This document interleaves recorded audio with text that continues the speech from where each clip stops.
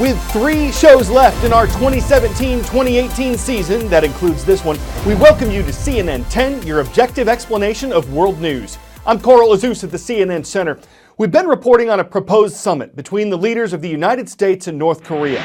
It would be historic if it happens. Sitting leaders from these two countries have never met face-to-face before. But it's been an on-again, off-again event, and now it appears to be on again. U.S. officials have been meeting with North Korean officials at the demilitarized zone, the border between North and South Korea. And one of the communist country's highest-ranking members is set to meet with the U.S. Secretary of State in New York this week. The summit between U.S. President Donald Trump and North Korean leader Kim Jong-un had originally been scheduled for June 12th in the Asian island country of Singapore. But President Trump canceled it last week in a letter to Kim after North Korea had threatened a nuclear showdown with the U.S. American officials also said the North Koreans had not been showing up to planning meetings for the summit. So what's changed since then? The White House says after the letter was sent, the North Koreans have been communicating again. And the president's recent tweets have indicated that the summit is back on track. It still looks like it'll be in Singapore. There are still some questions about when, though. A White House official says Americans lost a week of planning and that June 12th may be too soon. But things seem to be moving forward. Next today, another search has ended, but a tragic mystery goes on. What happened to Malaysia Airlines Flight 370? We've been following this story since 2014, when the flight from Kuala Lumpur, Malaysia to Beijing, China vanished. There were 239 people on board. The initial search for the plane, which involved Malaysia, China, and Australia, was called off last year. And though an American company that recently did a privately funded search says it hopes it'll be able to try again at some point, it also suspended its work this week after saying it covered 43,000 square miles of ocean. A routine Malaysian Airlines flight from Kuala Lumpur to Beijing would rock the aviation industry.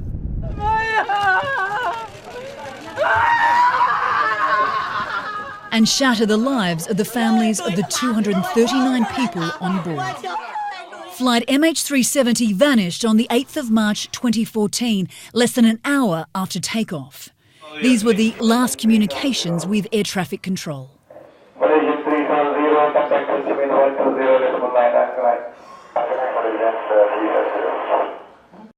Captain Zahari Ahmed Shah was flying the Boeing 777 when it vanished from radar.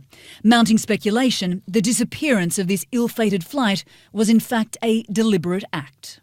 A massive search immediately focused on the South China Sea, but a week later, tracking data released by Malaysian authorities revealed the plane had flown up to 8 hours in the opposite direction before crashing in the southern Indian Ocean off the coast of Western Australia. One of the most challenging and exhaustive searches in history began, with the initial search zone roughly half the size of the United States. We're not searching for a needle in a haystack, we're still trying to define where the haystack is. The loss of MH370 is the most bizarre mystery ever in aviation, and arguably probably one of the most bizarre mysteries in any field at all. In an Australian-led search, experts honed in on 60,000 square kilometres of seabed, 2,000 kilometres off the coast of Perth. If there is a plane down there, we will see it. Using sonar equipment and autonomous underwater vehicles, they navigated trenches, volcanoes and underwater mountains, searching for a debris field up to 6 kilometres below the surface. We're looking for small features similar to something like this pixel. But more than a year into the search, thousands of kilometres away, debris from MH370 began washing up on the coast of Africa and islands in the Indian Ocean. As the underwater search dragged on, the Australian, Malaysian and Chinese governments funding the $150 million operation decided it had gone on long enough, officially ending the search in January 2017, devastating families all over again. Earlier this year, a private US company took up the search on a no-find, no-fee basis. But after 5 months, it too has failed to produce any results and is ending its operation. If the Malaysian government decides to end this search and there's no further search, then I will be very angry, says Zhang Hui, who lost his mother. We cannot accept this kind of outcome. For KS Narendran, whose beloved wife was aboard MH370, he is also pleading for the Malaysians to keep searching. Do not give up the search. Stay focused on finding what really happened, finding the plane, and finding the truth. Anna Corrin, CNN, Hong Kong. It's conversation, not coffee, brewing at Starbucks across the country Tuesday afternoon, as 8,000 stores shutter their doors for racial sensitivity training.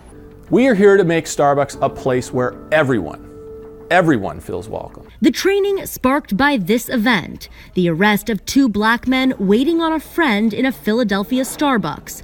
A store manager denying one man from using the restroom and calling police on the pair for trespassing when they hadn't made a purchase. Following the incident, the coffee conglomerate has apologized and reached a financial settlement with the 2 men. It also created a new policy allowing anyone, paying customer or not, to use the restrooms. More than 175,000 employees will follow a curriculum crafted in part by the NAACP, watching a film on bias, and with Starbucks chairman Howard Schultz and musician and activist Common serving as virtual guides. Helping people see each other fully, completely, respectfully. The training is just a few hours, and Starbucks says it's just the beginning. In Philadelphia, I'm Kristen Holmes. Hines Ward is a contributor to CNN's sister network HLN. He also played football with the University of Georgia Bulldogs and the Pittsburgh Steelers. He's a Super Bowl MVP, and as if that weren't enough, he also won Dancing with the Stars. Ward is the man behind our Positive Athlete series that we kicked off this year. And he recently interviewed Candy Hudson, a high school athlete who's an MVP in her own right for her work to help the homeless. Candy, I'm excited to be here. I'm so ecstatic because you're a positive athlete. You just exude what a student athlete is all about. What is it about basketball? I started playing in 5th grade. I just got into it because I was a very active kid and I just wanted to try different sports. And my mom was actually like, this is the last one, so you better like it. And I actually ended up loving it, so been playing ever since. I like it. What does positive athlete mean to you? You're not just playing the game just to play, that you're role model for everybody. Your teammates, people outside, they just see you, they want to do better, be better. I always try to be a leader on and off the court. You started your own foundation. Can you talk about that? I started this called Caring Hands. I just went out with my family, just wanted to, go give back to the homeless. And I was really surprised about the amount of females and kids out there that are homeless. It brought me to tears, and I was like, there's got to be something more I can do. And I was like, let's start my own nonprofit. Let's just give back. Now, who's your inspiration? My parents the most, because they raised me to give back and be appreciative for the things that I have, because there are certain people that didn't grow up that way. Yes. And you'll never know, and they always keep a smile on their face. That's something that just warms my heart. Good job.